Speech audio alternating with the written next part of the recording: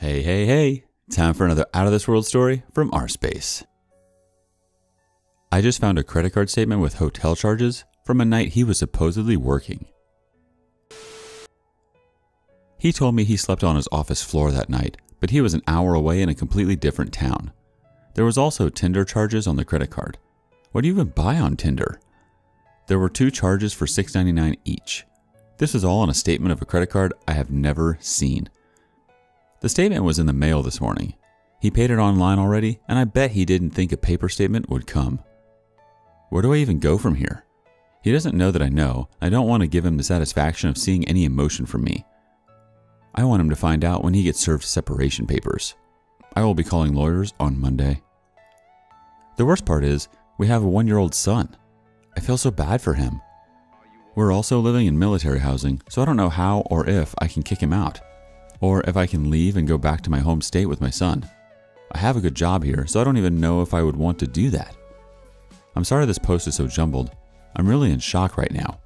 Although I suppose I shouldn't be, since he does have a history of talking inappropriately with women. I just never thought he'd do this.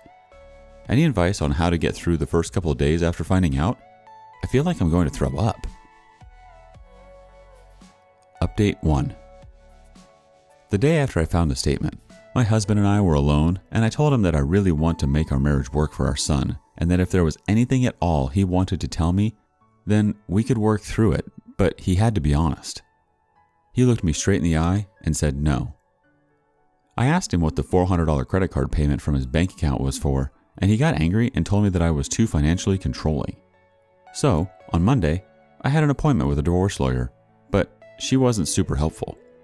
She told me I needed to go through base legal, and that my state is no fault, so there was no point in gathering more evidence or hiding what I had found from my husband. I wanted him to feel even 1/100th of the way I felt when I found the credit card statement, so that night when I got home, right before we were supposed to have dinner with his parents, so he had no time to respond, I whispered to him that I found the credit card statement and that I had a divorce lawyer. It was really satisfying to watch him have to sit through dinner and act normal. But when we were finally able to talk about it, he told me that I had driven him to do it, and that he never saw this being a forever thing anyway. Not sure why he married me and had a baby with me then. I guess he realized how ridiculous that was, because he completely changed his tune and said there was something wrong with him. Maybe this could be a low point for him. He'll get therapy, etc. But it's been 2 months and I haven't seen any concrete actions from him. We are still living in the same house for now, but he sleeps on the couch. I don't know. I feel really stuck. I don't want to be a single mom, but I don't want to be with him. I told him the other night that I'm not in love with him anymore, but he still acts like we're trying to make it work, and I just go along with it because it's easier. When our lease is up in May, I will have to figure something out. I kind of feel bad posting here because he wasn't having an affair, but since he's coming back from deployment in July, these are the things I know he's done. Gotten multiple messages that I can't prove had happy endings, but he got out cash for them and hid them from me, so I can only assume. He's messaged ex-girlfriends and other women asking for nudes. She was nice enough to send me a screenshot. He had a Tinder profile and was actively trying to find someone to bring back to his hotel room, but says he never found anyone. He did admit to buying condoms though. It makes me wonder what he's done that I don't know about and if he was ever faithful to me. We were long distance before he came back from deployment, so he could have been hiding things from me easily. I feel like my whole marriage is a lie. Edit.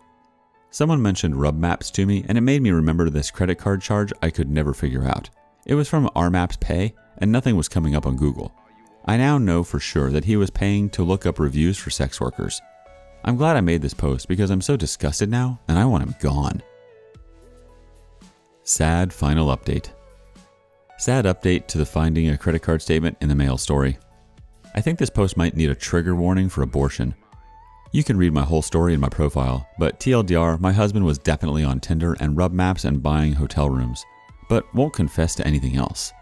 Although I have every reason to believe he physically cheated. I found out I was pregnant after D-Day. When I told my husband, I could just see it in his eyes that he was ecstatic. I think he thought that 1, I wouldn't divorce him now, and 2, his past actions would be forgotten in the preparation for a new baby. I think I might get some hate for this, but I just couldn't do it. I ended up terminating the pregnancy at 7 weeks. He is so pissed at me. He thinks I must have cheated and gotten pregnant with another man's baby, and that's why I did it.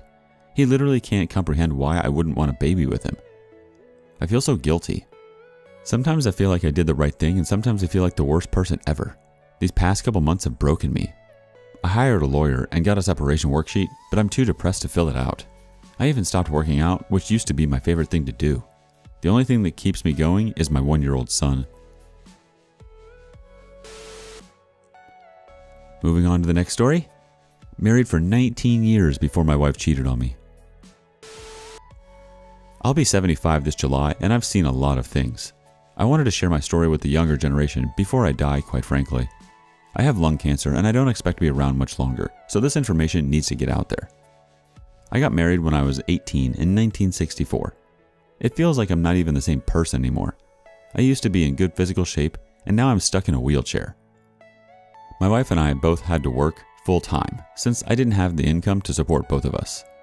I worked in construction and she cleaned hotel rooms. We never had any kids, and we still had time to ourselves on the weekends. I don't think we ever argued, but this was so long ago. I'm losing details though, and we didn't have any issues getting along. Over the years, I started to make more money and she was able to quit her job and stay at home. I would work longer nights though, and our marriage turned more into friendship, honestly. We rarely had sex, and although I still loved her, I felt like it was different. We didn't spend enough time together towards the end.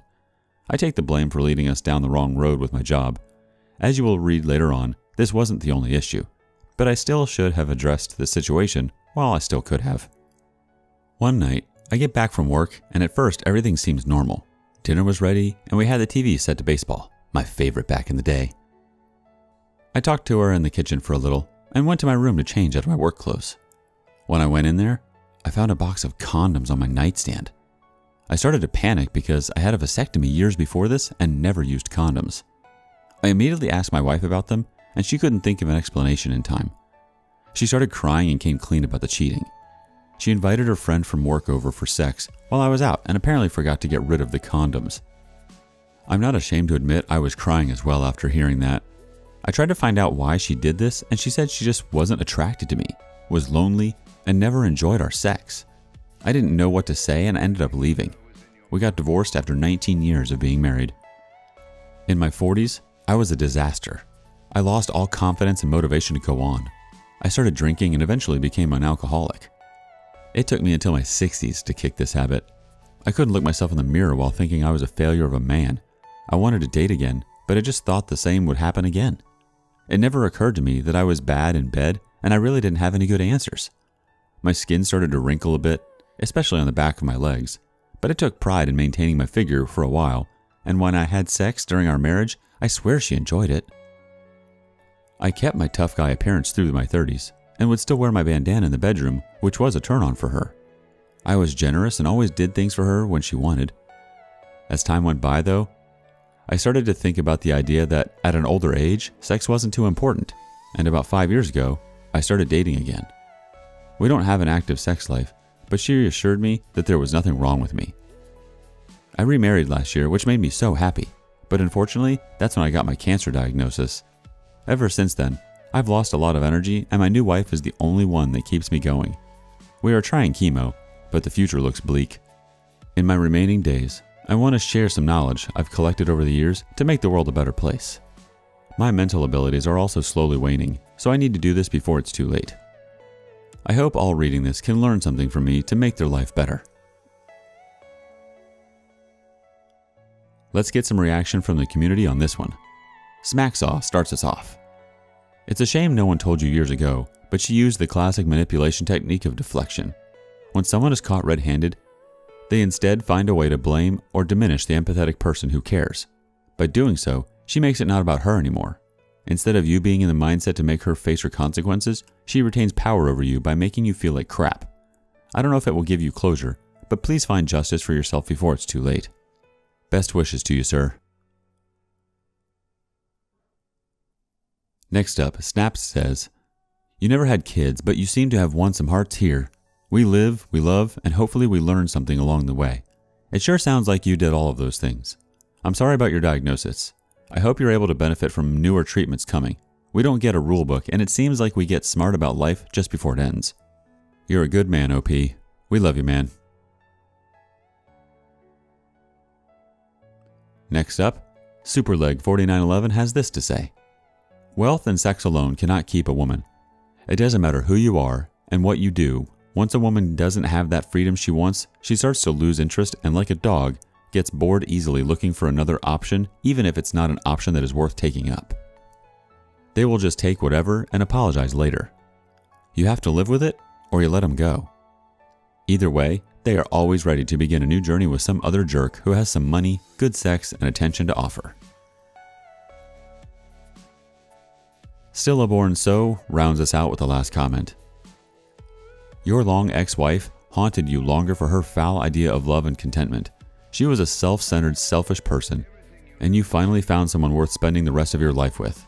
If your ex is still alive, send a teaser of fake life insurance beneficiary paperwork notice.